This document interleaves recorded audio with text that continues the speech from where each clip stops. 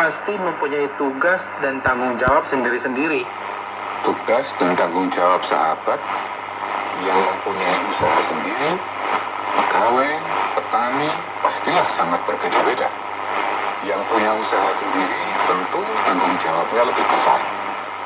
Sebab hidup matinya usaha atau maju mundurnya sepenuhnya bergantung kepadanya. Ya, begitu pula dengan petani, Mas. Maju mundurnya usaha, gagal suksesnya itu pasti sangat bergantung pada tugas dan tanggung jawabnya sendiri.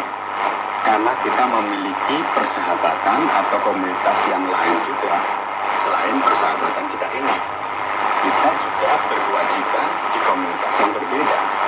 Kaitan dengan pekerjaan, status kita berbeda-beda. Ya, aku ini pensiunan, sudah 7 tahun lebih. Dek Bambang juga pensiunan, tapi baru 1 tahun. Nah, dan saya masih aktif.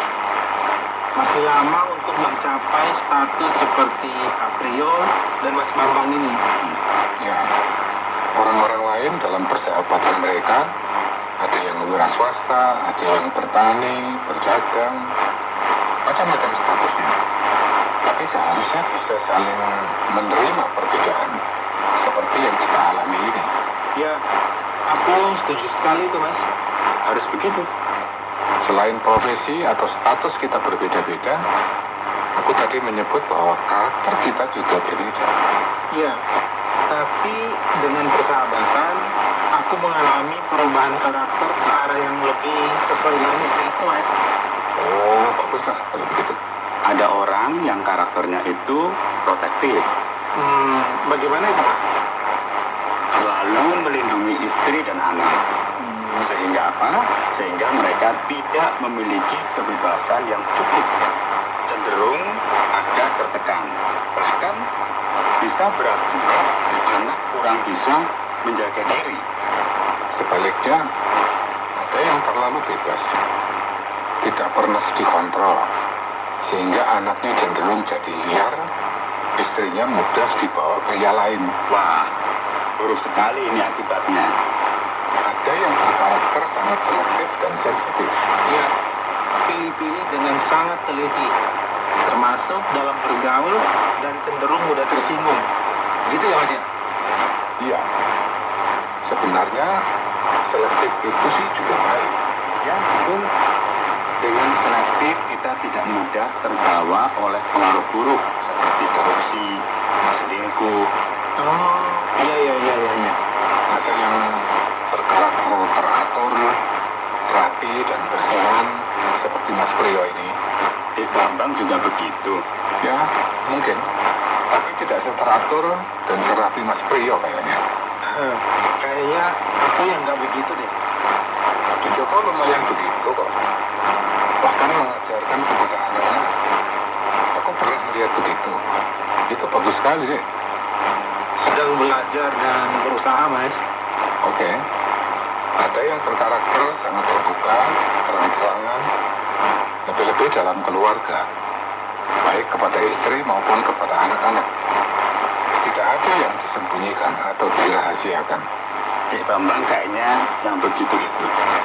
Oh iya, makanya Mas Bambang bisa menyebutkan secara lengkap ya, Mas ya. Karena itu rupanya Dek Bambang nggak kawin lagi. Iya.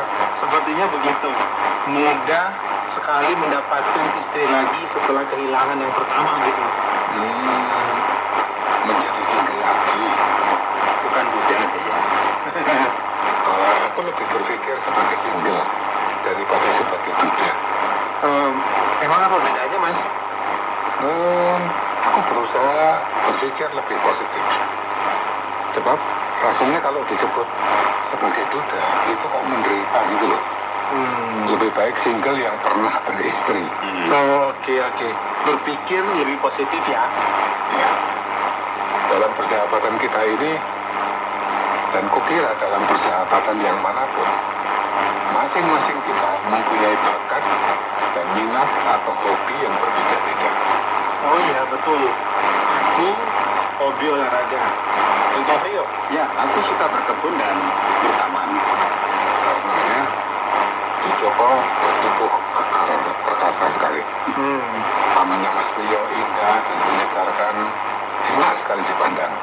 Ya, kalau Mas Bambang mempunyai bakat bermusik, aku nggak punya bakat itu, Mas. Mas Priyo suka menyanyi juga. Kalau aku sih suka musik, tapi kayaknya musik yang nggak suka sama aku. Kok aneh? Apa maksudnya? Jadi Pak, aku itu suka mendengarkan musik, tapi aku nggak bisa bermain musik ataupun menyanyi dengan baik. Oh, begitu.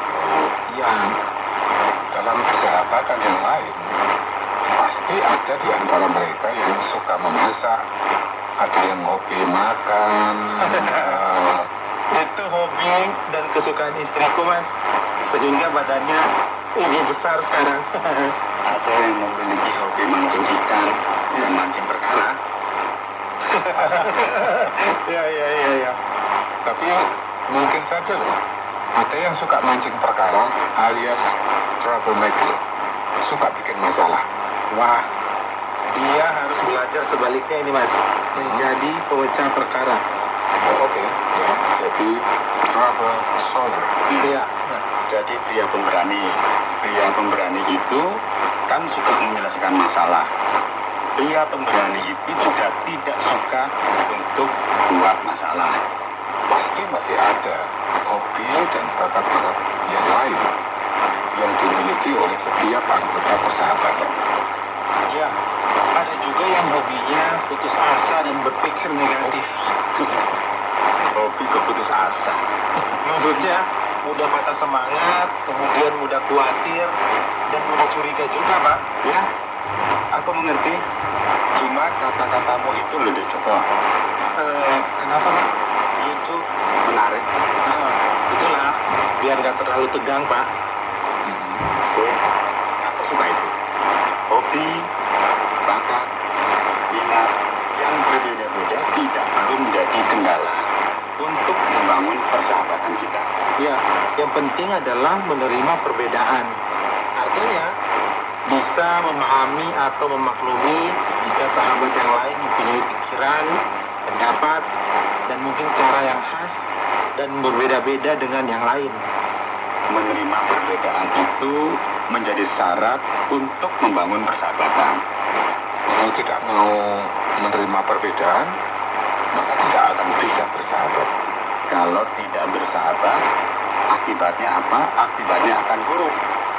Akan terkucil dari masyarakat. Ya, kalau terkucil, akan sulit mendapat pertolongan ketika mengalami masalah atau musibah. Untuk bisa menerima perbedaan sahabat lain, kita harus menyadari kelemahan dan kekurangan, bahkan kejelekan diri kita sendiri, yang itu pasti ada di dalam diri kita.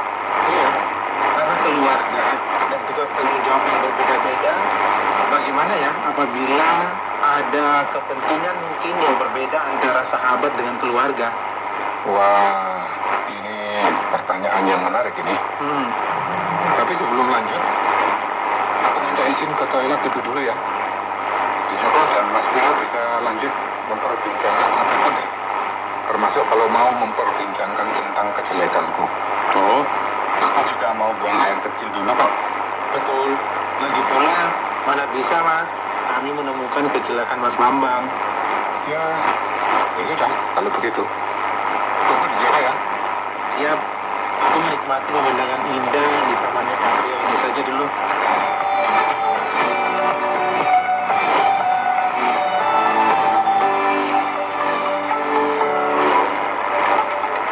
Sahabat pria pemberani, demikian tadi obrolan tentang menerima perbedaan dalam persahabatan. Semoga obrolan yang singkat tadi bermanfaat dan menjadi wawasan untuk diperhatikan supaya menjadi suami yang setia.